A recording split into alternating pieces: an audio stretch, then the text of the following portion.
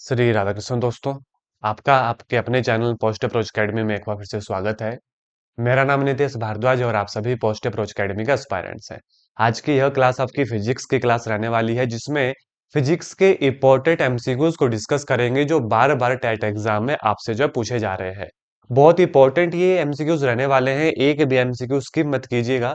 तो चलिए, बिना वक्त गवाए आज का हम अपने सेशन को शुरू करते हैं। एस्पायरेंट्स, अगर आप चैनल के ऊपर नए हैं तो इस वीडियो को सबसे पहले लाइक कीजिएगा, चैनल को सब्सक्राइब कीजिएगा। आप सबको बताना चाहूंगा, हमारे चैनल के माध्यम से टेट नॉन मेडिकल की प्रिपरेशन करवाई जाती है। फिजिक्स के अलावा चैनल के ऊपर मैथमेटिक्स की प्लेलिस्ट मिलेगी, केमिस्ट्री की मिलेगी, साइकोलॉजी की मिलेगी। ठीक है, जितने भी सब्जेक्ट आपके लिए इंपॉर्टेंट है, जहां से एग्जाम में क्वेश्चन बनते हैं, वो सारी प्लेलिस्ट हमारे चैनल के ऊपर बनी है। अभी के अभी चैनल को सब्सक्राइब कर लीजिए और टेलीग्राम चैनल को ज्वाइन कर लीजिएगा। यहाँ पर आपके लिए फ्री पीसीएम की नोट्स भी अवेलेबल हैं, एनसीईआरटी की बुक्स भी अवेलेबल है 9th 10th की, और उसके अलावा यूट्यूब के ऊपर आने से पहले इन क्लासेस का लिंक टेलीग्राम में प्रोवाइड करवाया जाता है। तो सबसे पहला हम क्वेश्चन देखेंगे जो बार बार रिपीट होता है। For hearing echo sound the time interval between original sound and reflected sound must be. ना जाने कितनी बार ये क्वेश्चन टेट एग्जाम में पूछा जा चुका है, तो अब आज के बाद कभी मत इस क्वेश्चन को भूलना। For hearing an echo, echo के लिए याद रखना 0.1 सेकंड का टाइम इंटरवल रहता है उसे सुनने के लिए। और अगर यहाँ पर आपसे डिस्टेंस पूछा जाए तो ये अप्रोक्सीमेटली जो है 17 मीटर रहता है। ये हमेशा याद रखना इन दो वैल्यूज को। इको टाइम सुनने के लिए 0.1 सेकंड इंटरवल का होना आवश्यक है। और डिस्टेंस मिनिमम कितना होना चाहिए? मिनिमम डिस्टेंस 17 मीटर का होना चाहिए। नेक्स्ट क्वेश्चन देखेंगे। A car accelerate uniformly 18 kilometre. एक सेकंड दीजिएगा, क्वेश्चन छूटा तो नहीं? हाँ जी, देखो। तो car accelerate uniformly from 18 kilometre per hour in 5 second to 36 kilometre. मतलब कार को एक्सेलरेट दिया, 5 सेकंड में वो 18 किलोमीटर से 36 किलोमीटर पहुंच गई। एक्सेलरेशन ऑफ द कार पूछा है। There are two types of method to solve this type of question, है ना? डिपेंड करता है आपकी अंडरस्टैंडिंग कैसी है।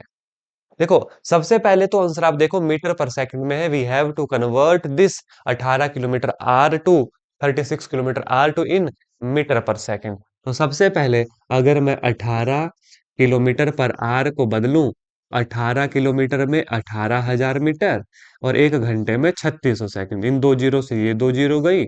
18 दो है 36, 2 5 9, तो कितना आ गया? 5 मीटर पर सेकंड आ गया। दूसरा है 36 किलोमीटर पर आवर। देखो कैसे कन्वर्ट किया जाता है।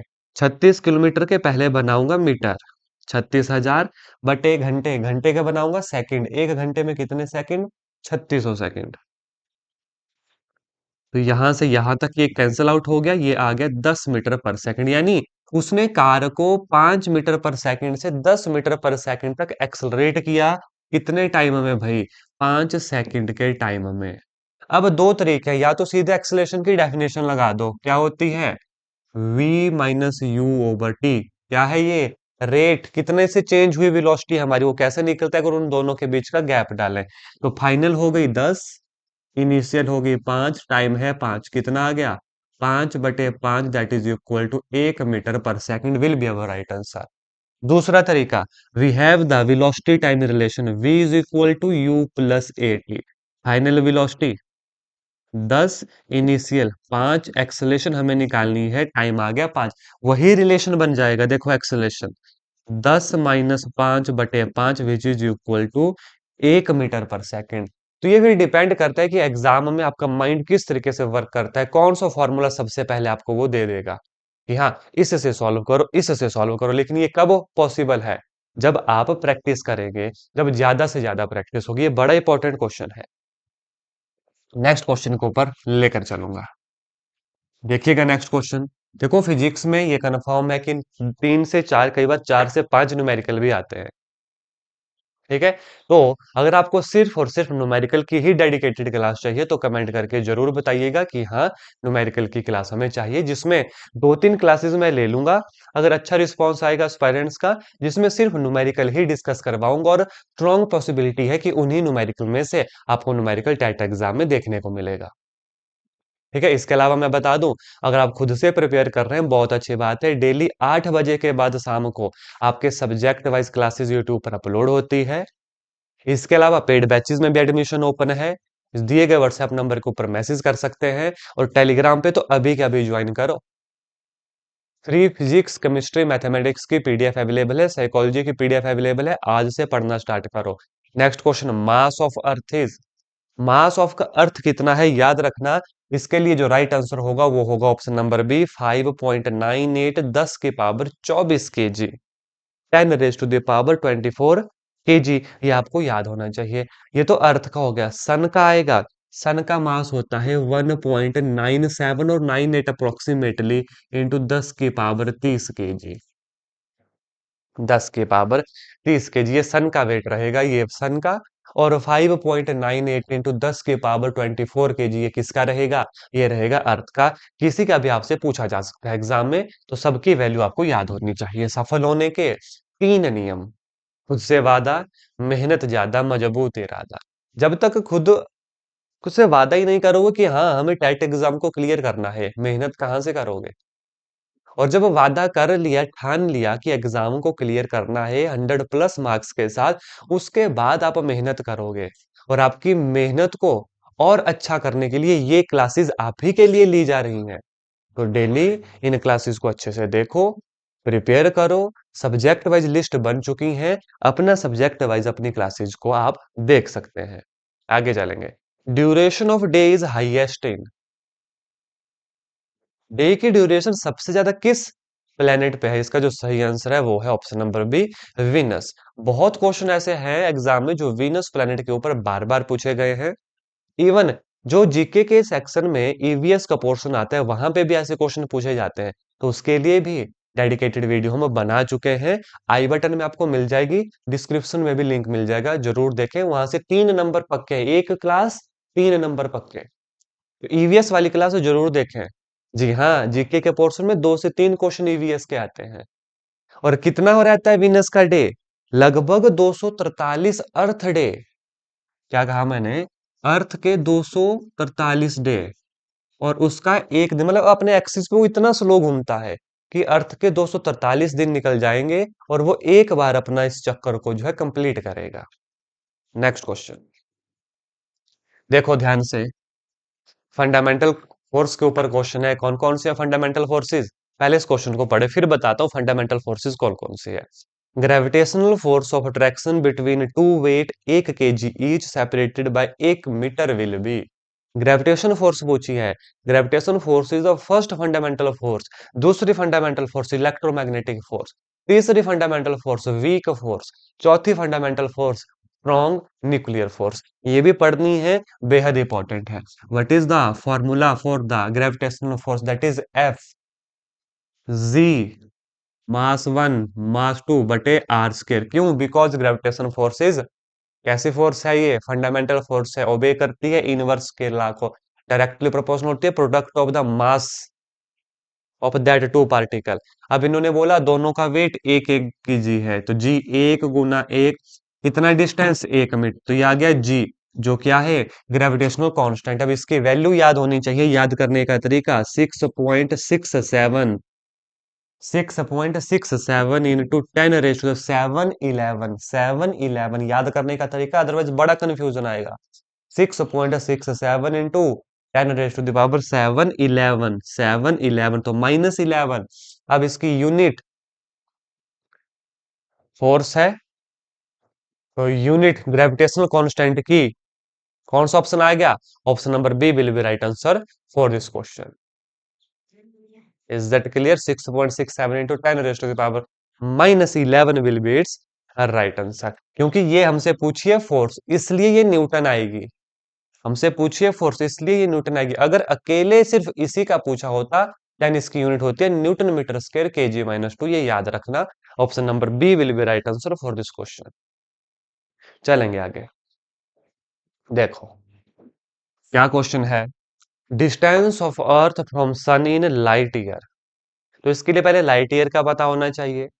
डिस्टेंस ऑफ सन का अर्थ को उससे क्या कहते हैं? देखो सारे क्वेश्चन मैं बड़े आराम से करवाऊंगा, तो अच्छे से समझना, एक क्वेश्चन के साथ साथ आपके 2 से 3 क्वेश्चन प्रिपेयर हो रहे हैं।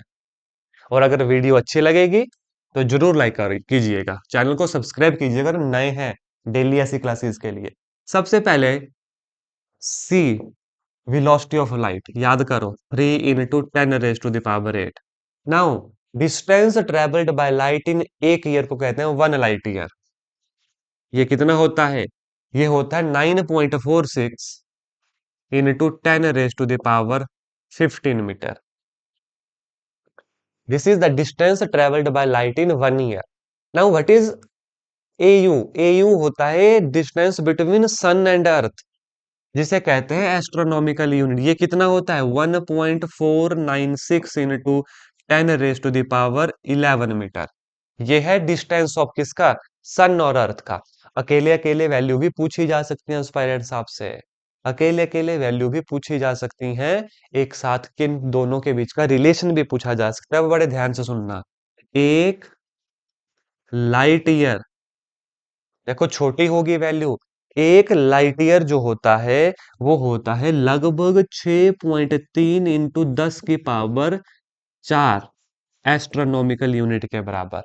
अब इन्होंने यहां पर हमसे उल्टा पूछा, distance of earth from sun in light year, यानी एक एस्ट्रोनॉमिकल कितने के बराबर होता है? तो याद रखना, एक astronomical unit, what is this AU? Astronomical unit वो क्या है? Distance of sun and earth, जो हमसे पूछा है, या distance of earth and sun. एक एयू कितना होता है? ये होता है अप्रोक्सीमेटली 1.58 इंटू 10⁻⁻5 हो जाएगा, माफ कीजिएगा, लाइट ईयर के बराबर। जो कौन सा ऑप्शन है हम चेक करेंगे, option number 1 A will be our right answer for this question.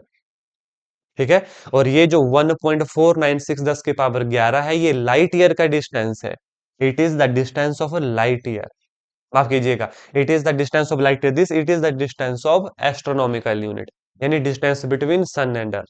दोनों के बीच का relation 1 light year 6.3 10⁻4 astronomical unit, और एक एस्ट्रोनॉमिकल यूनिट होता है 1.58 इंटू 10⁻5 लाइट ईयर के बराबर। सभी रिलेशन मैंने आपको दे दिए, इंपॉर्टेंट है। और यहां से एक क्वेश्चन और बनता है कि astronomical unit is the unit of किसकी? तो याद रखना, this is the unit of distance.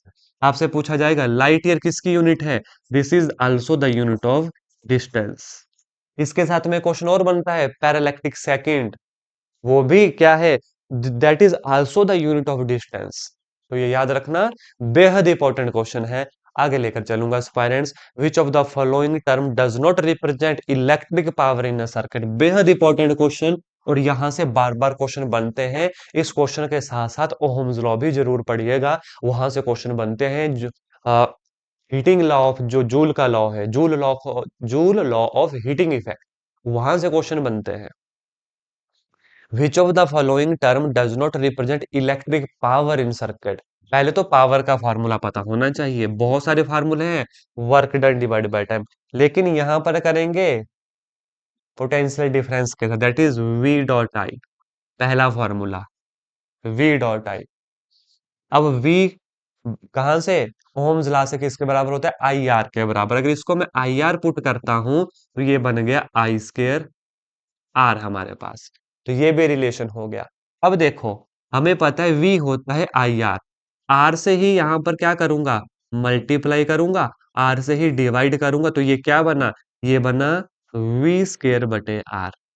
तो ये भी फॉर्मूला हो गया। देखो पहले आई स्क्र आर, ये है वी डॉट आई, ये है वी स्क्र बटे आर, ये भी है बचा कौन सा? ऑप्शन नंबर बी, ये रिप्रेजेंट नहीं करता आई आर स्क्र। इस क्वेश्चन के लिए ऑप्शन नंबर बी सही आंसर हो जाएगा। बाकी ये तीन सभी रिप्रेजेंट करते हैं, हमसे पूछा था कौन सा रिप्रेजेंट नहीं करता। ठीक, आगे लेकर चलूंगा। बहुत इंपॉर्टेंट क्वेश्चन है, ऐसी और भी बहुत क्लासेस हैं, तो बड़े ध्यान से उन क्लासेस को देखिएगा, पढ़िएगा हर एक क्वेश्चन को। Sound was travel at a speed of 339 metre पर second, wavelength 1.5 centimetre, frequency of the wave पूछिए, what is the frequency? Relationship between the frequency, wavelength, velocity, nu V over lambda. अब देखो what is V? 339, but इस wavelength 1.5 centimetre है, तो इसको metre में बदलने के लिए बटा 100 भी करना पड़ेगा। तो कितना आएगा ये? 339 बटे 1.5 गुना 100, बड़ी हो जाएगी वैल्यू, है ना? तो approximately option number A 22,600 hertz से बराबर होगी ये, है ना? देखो 15 दुए 30, बिल्कुल दो आएगा, अगेन 15 दुए 30, ठीक है। 22,600 हर्ट्ज के आसपास जाएगी। Option number A will be right answer for this question. और साउंड वाले चैप्टर से और भी क्वेश्चन बनते हैं कि पिच किसकी ज्यादा, बेस किसका ज्यादा, एक अडल्ट मैन का, एक लेडीज का, एक छोटी लड़की का, एक छोटे बेबी का। अल्ट्रासोनिक साउंड, इंफ्रासोनिक साउंड, इनकी फ्रीक्वेंसीज कौन इन्हें सुन सकता है, तो ये चीजें भी आपको अच्छे से समझनी है। मैंने अदर्स क्लासेस में इनके बारे में भी बताया है, आगे लेकर चलूंगा। देखो नेक्स्ट जो है आपके लिए होमवर्क क्वेश्चन रहेगा, optical fibre are related with, optical fibre किससे रिलेट करती हैं? कम्युनिकेशन से, लाइट से, कंप्यूटर से। Option number D none of this है। आंसर दीजिएगा कमेंट करके जरूर। और ऑप्टिकल फाइबर किस प्रिंसिपल पर काम करती हैं? टोटल इंटरनल रिफ्लेक्शन पर। ये भी इंपॉर्टेंट क्वेश्चन है। ऑप्टिकल फाइबर किस प्रिंसिपल पर काम करती हैं? टोटल इंटरनल रिफ्लेक्शन के ऊपर, हमेशा याद रखना, बेहद इंपॉर्टेंट क्वेश्चन है। इसका आंसर कमेंट करके हमें जरूर बताइएगा। तो ये कुछ इंपॉर्टेंट क्वेश्चन थे, और ये सीरीज हमने चलाई है, इसमें मैथमेटिक्स भी आता है, केमिस्ट्री भी आती है, साइकोलॉजी भी आती है ना? जितने भी सब्जेक्ट इंपॉर्टेंट आपके लिए वो सारे आते हैं, यानी फिजिक्स, केमिस्ट्री, मैथ, साइकोलॉजी आता है। ठीक है, डेली क्लासेस इसके लिए जाती हैं। आप हमारी प्लेलिस्ट को जरूर विजिट कीजिएगा। इसके अलावा बहुत सारे एक्स्ट्रा टॉपिक, जैसे सिग्निफिकेंट फिगर हो गया, कंजुगेट एसिड बेस हो गया, है ना, एसिड बेस इंडिकेटर्स हो गए, नेचुरल सिंथेटिक, ऐसी बहुत सारी क्लासेस और मैंने ली हैं। तो इन क्लासेस को जरूर विजिट कीजिएगा। आज के सेशन में हम इतना ही करेंगे। धन्यवाद, मिलते हैं अपनी अब नेक्स्ट क्लास में। तब तक के लिए अच्छे से पढ़िए, हंसते रहिए, खेलते रहिए, मुस्कुराते रहिए, और पढ़ते रहिए। अब की बार पैट पार। जय हिंद, जय भारत।